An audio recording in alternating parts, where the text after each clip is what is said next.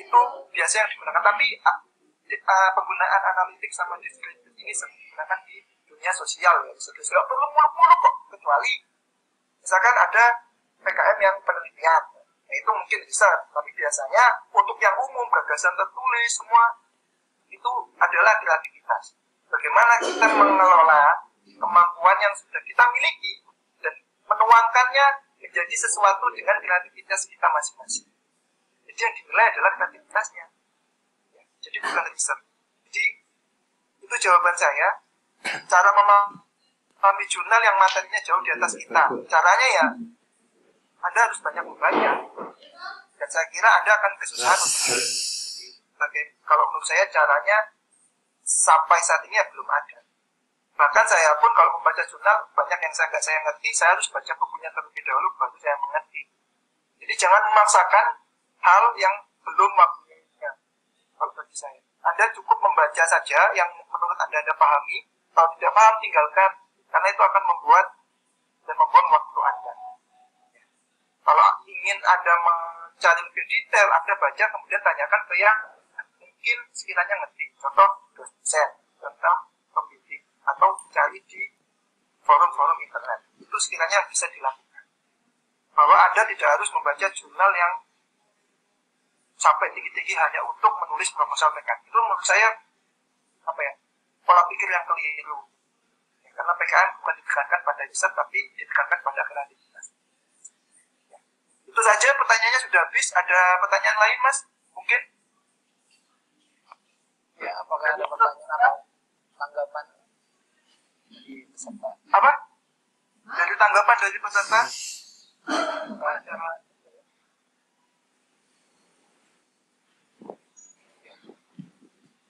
Gimana dari peserta? Ada tanggapan? Ya. Saya Pak, maaf nih saya rusak nih Mas Senang tadi. Ayo dong, tanya biar saya nggak ngomong sendirian, Rak. Ini sampai buka puasa juga nggak apa-apa ini. Ya, karena minggu ya, saya cuma ngurus ventilator aja. Ada yang pertanyaan?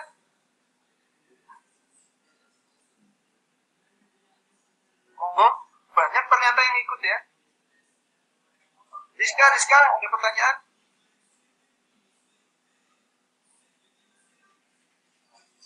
Ya Pak. Apa? Panitia. Ya panitia bertanya apa? Malah justru panitianya harus bertanya. Kalau nggak ada yang tanya.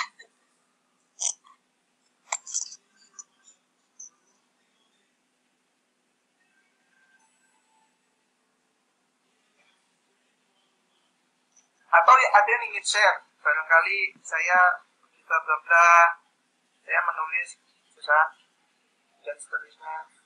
Tapi itu poin-poin yang sudah saya lakukan dan sekiranya menurut saya itu bagus untuk para pemula.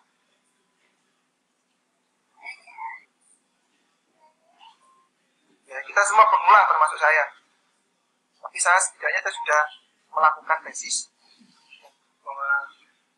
melakukan riset, dan itu saya gunakan sampai saat ini. Saya sharing saja, saya tidak menggurui, saya sharing apa yang sudah saya lakukan dan sekiranya mungkin bermanfaat bagi kita.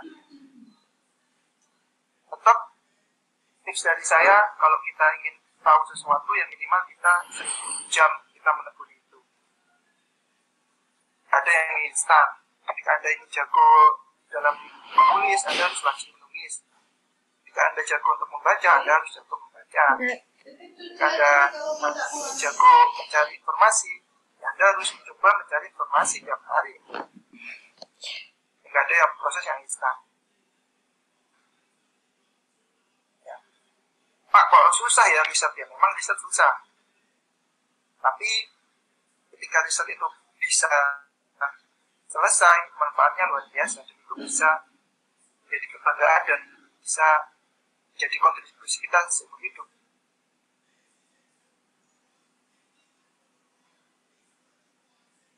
Ada pertanyaan?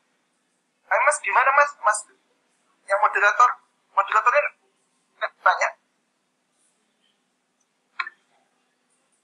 Ini kok diem-dieman?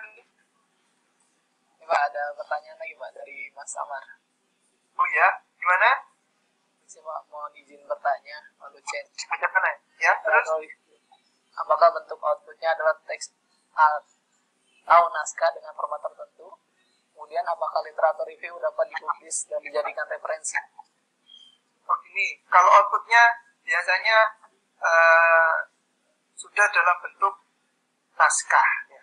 Naskah itu dalam artian terdiri dari paragraf-paragraf dan di dalamnya sudah terdapat citasi-citasi gitu ya. Jadi sumber referensi. Formatnya biasanya dalam suatu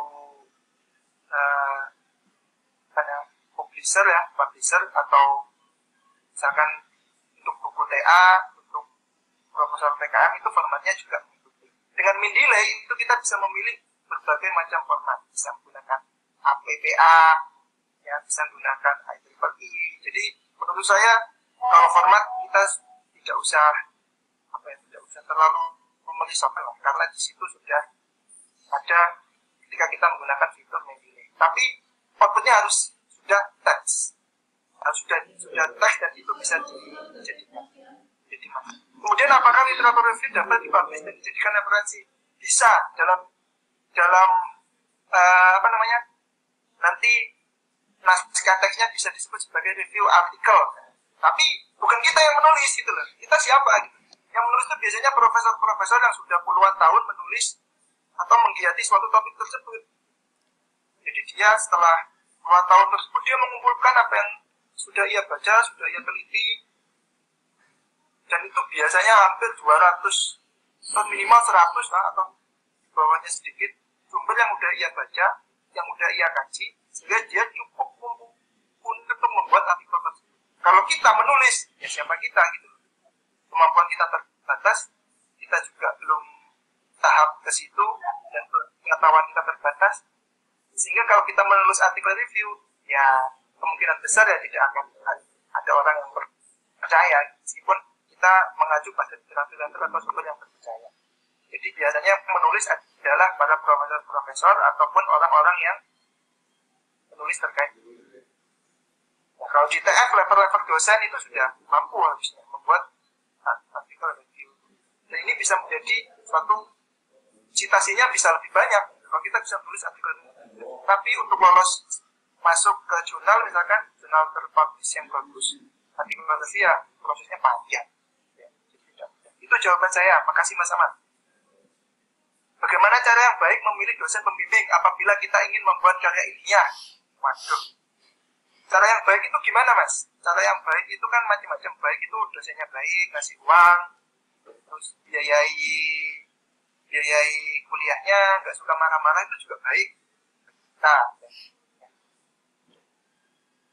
kalau bingung mencari dosen pembimbing, mungkin Anda harus tahu kemampuan Anda terlebih dahulu. Anda ingin dan mampu kira-kira memilih topik apa. Baru kemudian Anda ngobrol sama dosen di bidang terkait. Ketika cocok, baru Anda pilih menjadi dosen pembimbing. Jangan asal memilih dosen pembimbing kalau nggak cocok, nanti Anda akan tertekan apabila Anda melakukan tugas akhir. Saran saya, ya lebih banyak ngobrol, karena saya kira dosen pembimbing tidak akan memberi beban yang berlebih dan tahu kapasitas apa yang harus Anda lakukan dengan keilmuan apa yang sudah Anda miliki. Tidak, miskul. Ya.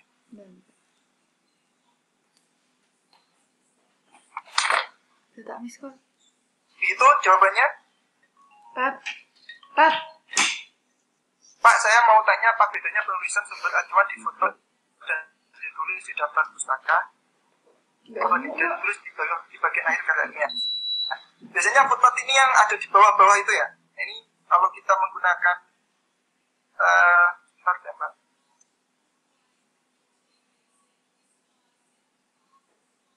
Dari Pak Ulia sebentar ya. Saya mau izin untuk membalas.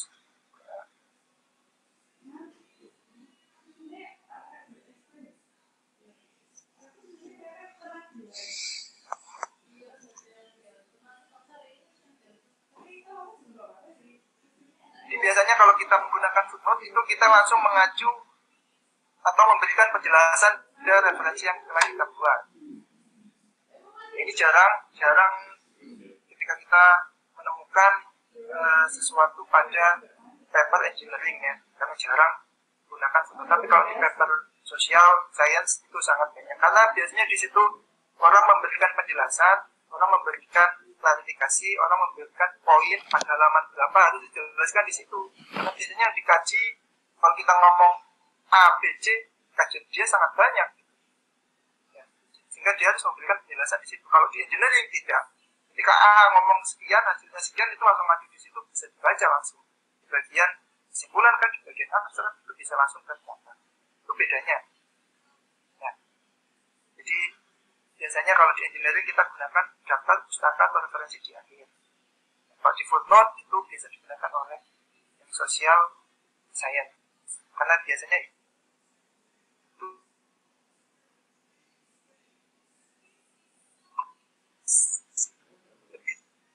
lebih ke penekanan. Mungkin itu jawaban dari saya, Mas. Saya terus terang juga tidak pernah menggunakan footnote. Saya menggunakan daftar pustaka tersendiri di bagian akhir. Dan itu ya selama tesis, selama tugas akhir, selama paper ya masih seperti itu, masih di jurnal, di konferensi juga masih menggunakan jenis yang seperti itu. Itu Mas Rafli jawabannya. Mungkin ada lagi? Ini Pak, tadi Riko Supriyanto. Pada awal disebutkan trustworthy opinion. Ini cara mengetahui bahwa suatu opini tersebut dapat dipercaya. Oke, Komisi Pak mau izin bertanya pada saat awal tadi yang trustworthy opinion itu adalah dari profesor yang sudah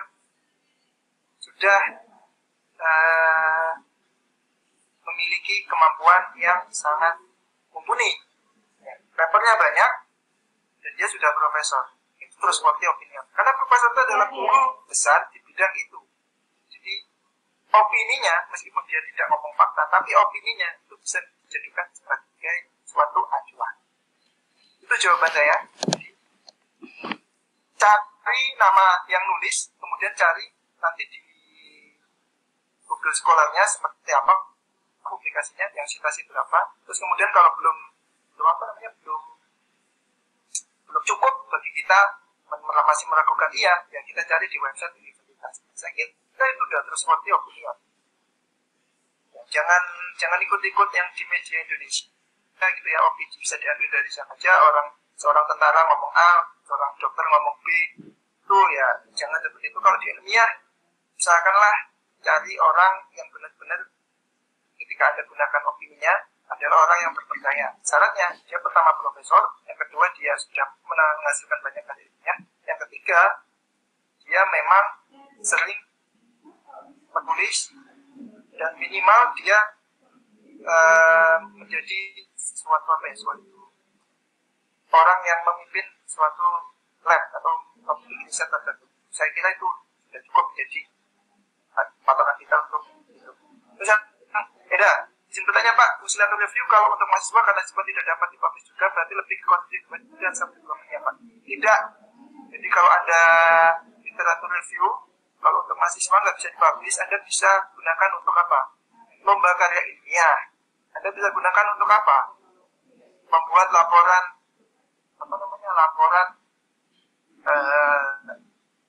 tugas akhir. Bisa gunakan ada laporan KP. Ya. Fungsi literatur, karena menjelaskan apa yang Anda lakukan dan rasionalisasinya seperti apa. Meskipun tidak terlalu teknis, tapi itu juga literatur review. Anda ngomong A, ada referensinya. Minimal Anda ngomong di tugas saya itu biasanya digunakan adalah menurut data BPS, menurut data BMKG, menurut data pemerintah, menurut data WHO, menurut data UNICEF. Itu juga sebagai literatur loh, jangan salah. Ya. Intinya begini, kalau kita membaca ilmiah, sebisa mungkin nanti karya ilmiah tersebut kalau kita gunakan pasti kita perlu, misalnya kita ingin membuat suatu karya ilmiah, ingin saya tak conference tak apa ya, itu pasti prosesnya melalui literatur, baik itu laporan KP itu juga ilmiah, buku TA itu juga ilmiah, lomba apapun itu juga ilmiah, laporan penelitian itu juga ilmiah, bahkan laporan praktikum juga ilmiah. Dan itu juga harus melalui literatur. Nah, terkadang kita itu